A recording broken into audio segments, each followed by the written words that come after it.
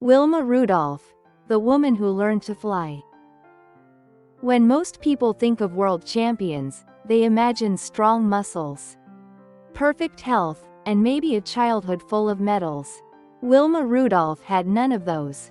In fact, when she was a child in Clarksville, Tennessee, she was so sickly that many thought she would never walk properly, let alone run. She was born prematurely in 1940, the 20th of 22 children in her family. That's right, 22. If family dinners were a sport, she might have won medals just for getting to the table before the food was gone. But Wilma's story was not one of easy victories. It was one of grit, setbacks, and an almost stubborn belief that she could do the impossible. Childhood challenges. The little girl with the big spirit. As a child, Wilma caught nearly every illness that passed by. Pneumonia, scarlet fever, and polio all tried to keep her down. Polio, especially, left her left leg weak and twisted. This was at a time when polio was a terrifying public health crisis, leaving thousands of children permanently disabled or dependent on iron lungs to breathe. For Wilma, the disease meant years of wearing a heavy brace that clanked when she tried to walk. Doctors told her she might never walk without it. But Wilma was not the kind of girl who accepted never. She had a team of helpers, her brothers and sisters. They massaged her leg every day. Her mother carried her miles to a medical center for treatment. And Wilma herself practiced walking when no one was looking. She once said she was too stubborn to quit, which turned out to be the best medicine of all. By the age of 12, she threw away the brace and walked on her own. Imagine the triumph of that moment. A girl who had been told to stay still suddenly stepping into her own freedom. Discovering speed. Walking was good. Running was better. Wilma soon discovered she was fast. So fast that she often outran the boys in her neighborhood. By high school, she had turned into a local sports star, catching the eye of Ed Temple, the legendary coach of the Tennessee State University Tiger Bells track team. Temple gave her a chance, and Wilma grabbed it. She trained hard, even though she still had to deal with her fragile health and a leg that wasn't as strong as it should have been. But she kept running, each stride a little victory over her past. The Olympics beckon. By the age of 16, Wilma was on the U.S. Olympic team headed to Melbourne, Australia, in 1956. She came home with a bronze medal in the 4x100 relay. Not bad for a teenager who once limped in leg braces. But Wilma wasn't satisfied. She had tasted the Olympics, and she wanted more. She trained harder than ever, aiming for the 1960 Games in Rome. Rome, 1960. The world meets the black gazelle. At the Rome Olympics, Wilma Rudolph transformed from a small-town girl into a global star. She won not one, not two, but 3 gold medals. In the 100 meters, the 200 meters, and the 4x100 meter relay. She ran the 100 meters in a scorching 11.0 seconds. Though wind aided, her official final time was 11.3 seconds. Then followed it up by running the 200 meters in an Olympic record-setting 23.2 seconds. In the relay, she anchored the U.S. team to victory, sealing her place in history. She was the first American woman ever to win 3 gold medals in track and field at a single Olympics. Fans and journalists gave her nicknames. The Italians called her La Gazzella Negra, the Black Gazelle, because of her graceful speed. Others called her the Tornado. Either way, she was unstoppable. Her success made her one of the most famous athletes in the world. And for a while, she was just about the fastest woman alive. More than medals. Wilma's story wasn't just about speed. It was also about breaking barriers. She grew up in the segregated South, where black and white people were often kept apart. When Clarksville wanted to hold a segregated celebration in her honor, Wilma refused to attend, unless the event, including the banquet and parade, was fully integrated. Her firm stand forced the town to change. It became the first racially integrated public event in Clarksville's history.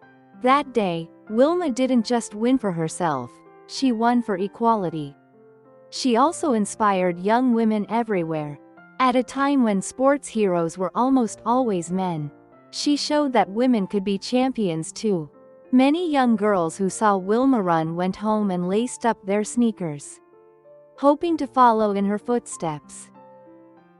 Life after the finish line. Wilma retired from track at just 22.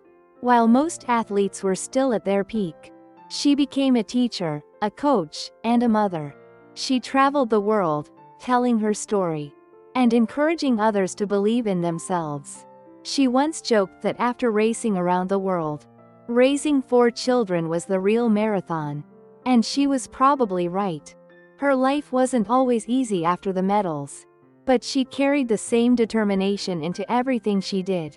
Even when she was later diagnosed with brain cancer, she faced it with courage, leaving behind a legacy of strength when she passed away in 1994. At the age of 54. Why Wilma's story still matters. Wilma Rudolph's journey from a sick child in leg braces to Olympic champion is more than a sports tale. It's a reminder that obstacles don't define us, our choices do. She turned weakness into strength, doubt into determination, and speed into history. And maybe the funniest part? This once sick little girl, who people thought would never walk, ended up being called the fastest woman in the world. If that isn't proof that life has a sense of humor, what is? Conclusion. Lessons from a gazelle. Wilma Rudolph's life teaches us that courage and persistence can rewrite destiny. She showed that even when life hands you the heaviest leg brace, you can still run free. Her story blends humor, 22 siblings fighting for dinner, drama, throwing away her brace at 12, and inspiration, 3 Olympic golds in Rome. For students, for dreamers, for anyone who's ever been told you can't, Wilma Rudolph whispers across time, yes, you can. Just keep running. It's time to study new words in context. 1. Let alone. Definition: a phrase used to show that if one thing is not possible, then something even more difficult is certainly impossible. Example: she could barely walk, let alone imagine running in the Olympics one day. 2. Prematurely. Definition: happening or born earlier than the normal or expected time. Example: Wilma was born prematurely, which made her small and weak at birth. 3. Grit. Definition: courage and determination to keep going despite hardship or fear. Example: it was Wilma's grit that helped her turn weakness into strength. 4. Setback. Definition: a problem or delay that makes progress slower, or success harder to reach. Example: her illness was a serious setback, but she refused to give up. 5. Brace. Definition: a medical device worn to support a weak part of the body. Example: she had to wear a metal leg brace to help her stand and walk. 6. Clank. Definition: to make a loud, metallic sound, usually when 2 hard objects hit each other. Example: the metal brace would clank every time she took a step. 7. Fragile. Definition: easily broken or damaged, not strong. Example: her health was fragile for many years after she recovered from polio. 8. Beckon. Definition: to signal or call someone to come closer, to attract or invite. Example: the dream of competing in the Olympics seemed to beckon her from afar.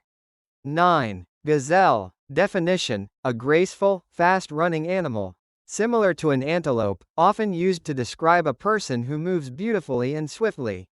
Example: because of her smooth running style, she was called the Black Gazelle. 10. Scorching. Definition: extremely hot, fast, or intense. Example: she finished the race in a scorching 11.0 seconds. leaving her rivals far behind. 11. Segregated. Definition: kept separate from others because of race, religion, or social class. Example: in those days, schools, buses, and even celebrations in her town were segregated. Comprehension questions. 1. Where and when was Wilma Rudolph born? Answer: she was born in 1940 in Clarksville, Tennessee. 2. How many siblings did Wilma have, and why is this detail often highlighted? Answer: she was the 20th of 22 children. This detail shows the large, lively family environment she grew up in, and adds humor about competing just to get food at the dinner table. 3. What illnesses did Wilma suffer from as a child? Answer: she suffered from pneumonia, scarlet fever, and polio. 4. Why was polio particularly significant during Wilma's childhood? Answer: polio was a widespread and terrifying public health crisis at the time, often leaving children permanently disabled or dependent on iron lungs. 5. What medical device did Wilma have to wear as a child, and for how long? Answer: she had to wear a heavy leg brace for several years, because polio had weakened and twisted her left leg. 6. How did her family help her recover from polio? Answer: her siblings massaged her leg every day, and her mother took her miles to a medical center for treatment.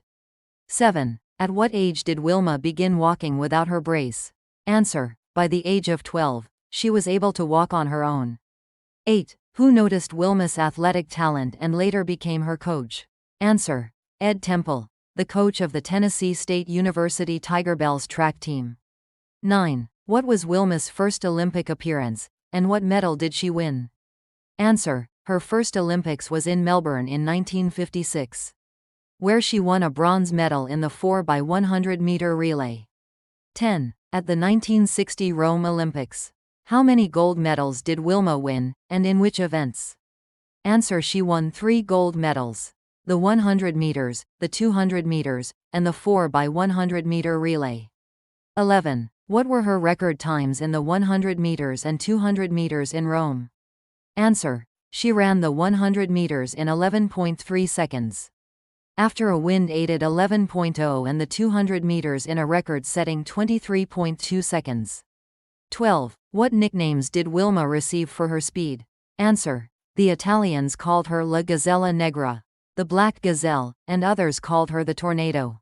13. What demand did Wilma make when Clarksville planned a celebration in her honor? Answer: she insisted the celebration, including the banquet and parade, be fully integrated. 14. Why was her demand about the celebration significant? Answer: it became the first racially integrated public event in Clarksville's history, showing she used her fame to fight segregation and promote equality. 15. What larger lesson does Wilma Rudolph's life story teach? Answer: it teaches that determination and courage can overcome obstacles, that setbacks don't define us, and that persistence can rewrite destiny.